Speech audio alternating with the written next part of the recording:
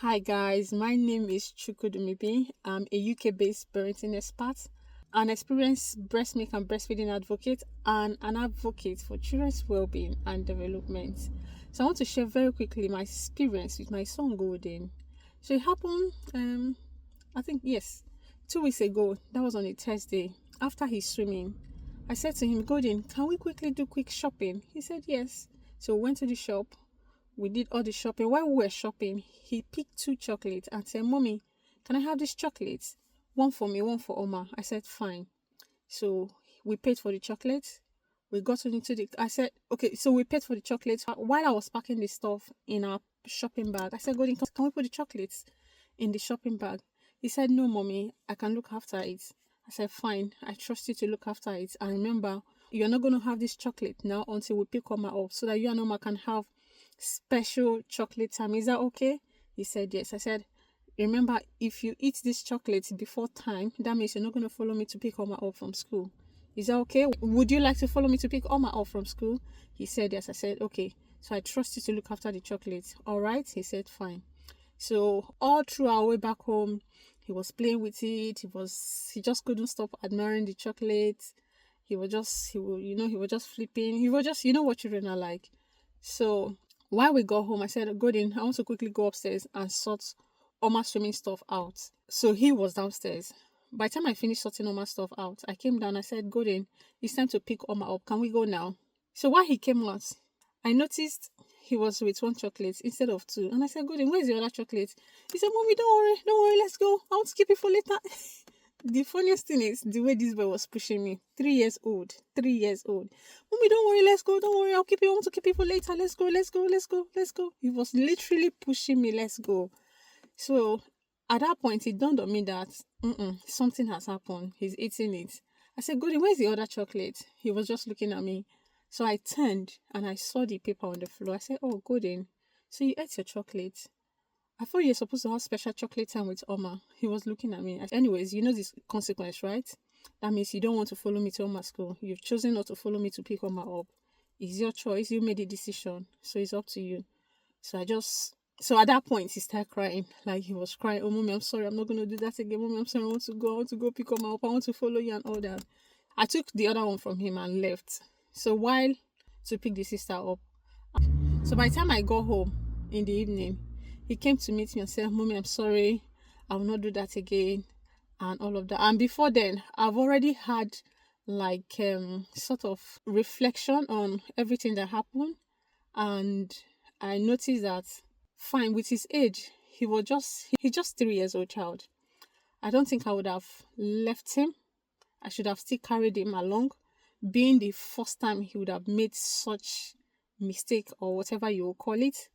And also for the fact that all through our way back home, he didn't eat it. Even while I was with him at home, he didn't eat it. The time he ate it was when I went upstairs to sort the sister stuff out. So that gave him the opportunity to eat it. So what I would have done was, while I was going upstairs, I said, oh, Golden, come on, follow me. Let's go upstairs and sort your sister stuff out. So that he will see how that consciousness that Mommy is still with me, Mommy still trusts me to look after the streets. So that gap gave him the opportunity to eat it. And also considering the fact that he's only 3 years old. So using that sort of punishment, I know I performed him. I know he was already aware of it.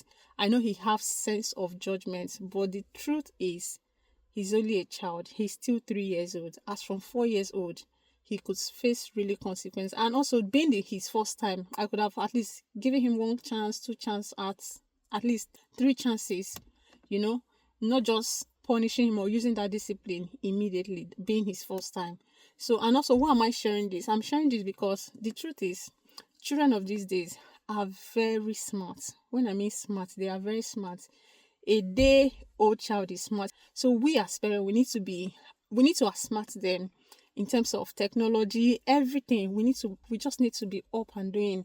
Imagine a 3 years old, Mommy, let's go. And they are very manipulative as well. Very, very manipulative. So if we are not smart, how are we going to, all of these things going on with them, how are we going to deal with them? Imagine 3 years old child telling me, Mommy, let's go. Don't worry. I want to keep it for later. If I wasn't smart enough, I would have maybe believe him because actually I didn't see it until I turned. I knew my child. So we need to be very careful. We need to know, understand that children sometimes are very manipulative.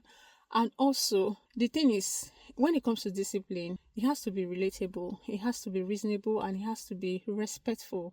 It has to be relatable in the sense that the consequence I already revealed it, I already told him about it by letting him know that Golden, if you eat the chocolate, you are not going to follow me to pick your sister up. And he was fine with it. He understood it. I already told him. And also, it was relatable in the sense that I said, the chocolate, him and the sister were supposed to have it as a special chocolate moment. So he eating his own, meaning he's not gonna have that special moment with the sister. That means it was still relatable. So whenever we are disciplining our children, we need to put it into consideration. Is it relatable? Like, is it reasonable? You know, some people would have said, "Oh, you've eaten that chocolate, isn't it? No special, no TV for you, or you're not going to follow me to the park next week." And you know, all of those kind of um children cannot relate with it when you use those kind of punishment. It's not as if you can't use it, but it has to be related to the behavior the child has exhibited. And also, I needed to respect him as well, also knowing the fact that he's a child, he deserves some respect. I didn't need to yell at him. I didn't need to smack. I didn't need to shout. All I just said, "Oh, you know what the consequence is, right? You've eaten it. That means you're not following me to pick your sister up. You have chosen it. It's your choice. You made the decision yourself. I didn't make it for you." You know, it's respectful. All I'm trying to say is, let's always try to respect. You don't need to shout, yell at your children, humiliate them, embarrass them before you discipline them or before you use consequences on them. You know, and the last thing I'm going to say is, let's always have reflection.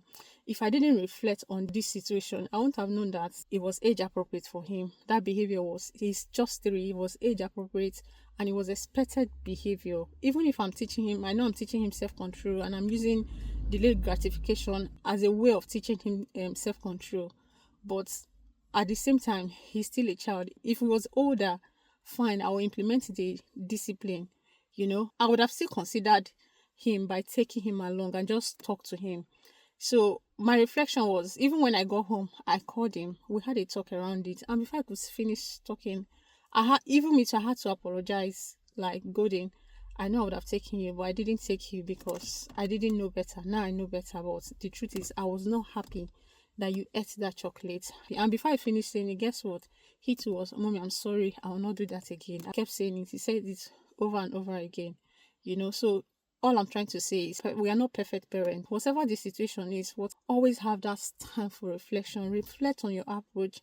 Reflect on the situation. Reflect on whatever you have done. Is it right? What would I have done better? What would I have prevented?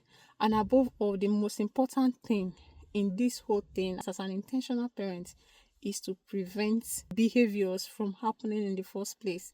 You know, I hope this video helps someone. I hope it blesses someone. I hope someone gained 1 or 2 things from it.